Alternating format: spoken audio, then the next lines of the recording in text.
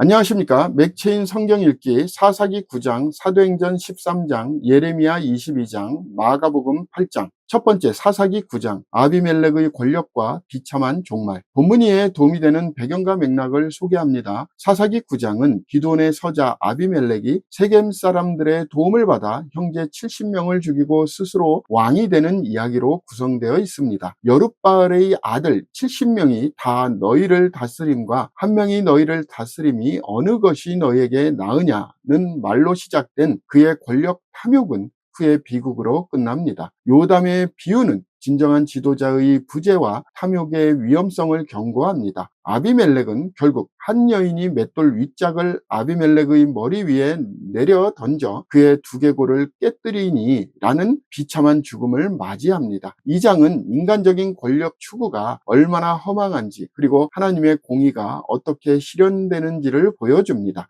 본문의 중요 구절을 소개합니다. 사사기 9장 56절 57절, 아비멜렉이 그의 형제 70명을 죽여 자기 아버지에게 행한 악행을 하나님이 이같이 갚으셨고, 또 세겜 사람들의 모든 악행을 하나님이 그들의 머리에 갚으셨으니 여룻바알의 아들 요담의 저주가 그들에게 응하니라.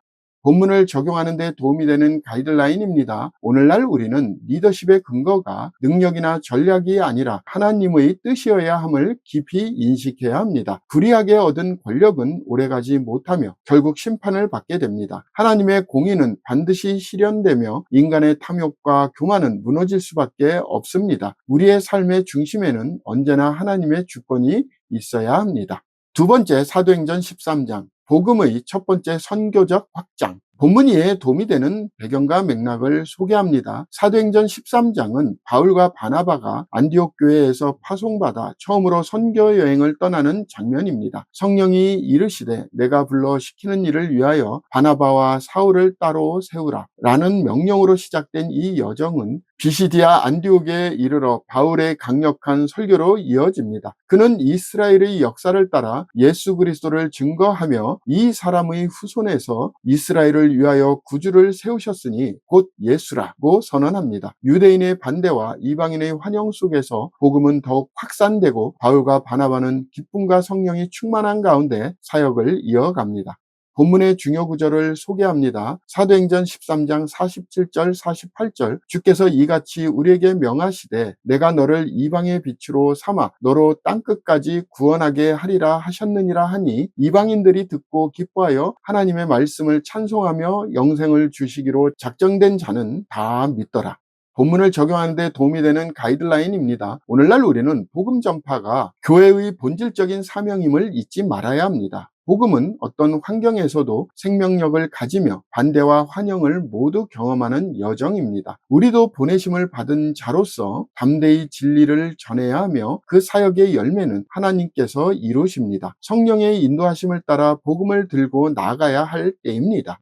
세 번째, 예레미야 22장, 정의를 행하지 않는 왕들에게 주는 경고. 본문 이해에 도움이 되는 배경과 맥락을 소개합니다. 예레미야 22장은 유다 왕들에게 주어진 심판의 예언으로 특별히 여호야김과 그 선조들에 대한 하나님의 경고가 담겨 있습니다. 정의와 공의를 행하여 이 곳에서 무죄한 피를 흘리지 말라는 하나님의 요구는 반복되는 우상 숭배와 억압에 의해 무시당합니다. 여호야김은 정의와 공의를 행하지 아니하였느냐, 그때에 그가 형통하였었느니라 라는 과거의 영광에서 벗어나 결국 나귀의 장사함을 당하리라 라는 수치스러운 심판을 받게 됩니다. 이 장은 통치자들이 하나님 앞에서 어떤 책임을 지는지를 명확히 보여줍니다.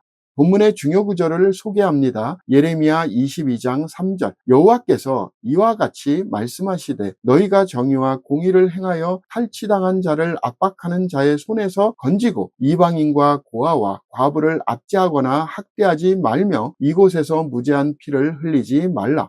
본문을 적용하는 데 도움이 되는 가이드라인입니다. 오늘날 우리는 지도자든 평신도든 하나님의 정의와 공의를 실천하며 살아야 합니다. 사회적 약자를 돌보고 무죄한 자를 억압하지 않는 것은 하나님의 백성에게 주어진 책임입니다. 정의로운 삶은 단지 윤리적 선택이 아니라 하나님의 명령에 대한 순종입니다. 우리의 삶이 공의의 통로가 되어야 합니다.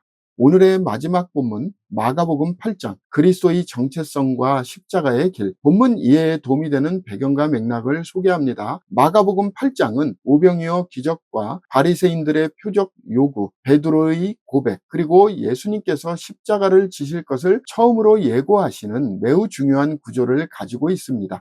주는 그리스도 신이이다 라는 베드로의 신앙 고백은 복음서 전체의 중심축이 되는 선언이며, 예수님은 즉시 누구든지 나를 따라오려거든 자기를 부인하고 자기 십자가를 지고 나를 따를 것이니라고 제자도를 강조하십니다. 그리스도를 따른다는 것은 단지 은혜를 누리는 것이 아니라 고난의 길을 함께 걷는 헌신임을 분명히 하십니다. 본문의 중요 구절을 소개합니다. 마가복음 8장 34절, 무리와 제자들을 불러 이르시되 누구든지 나를 따라오려거든 자기를 부인하고 자기 십자가를 지고 나를 따를 것이니라. 본문을 적용하는 데 도움이 되는 가이드라인입니다. 오늘날 우리는 신앙이란 자기 희생과 헌신의 길임을 분명히 이해해야 합니다. 그리스도를 따른다는 것은 나를 부인하고 세상의 가치와 충돌하는 삶을 사는 것입니다. 편안함을 추구하기보다 진리를 따르는 결단이 필요합니다. 십자가를 지는 삶은 결국 생명의 길로 우리를 인도합니다. 감사합니다.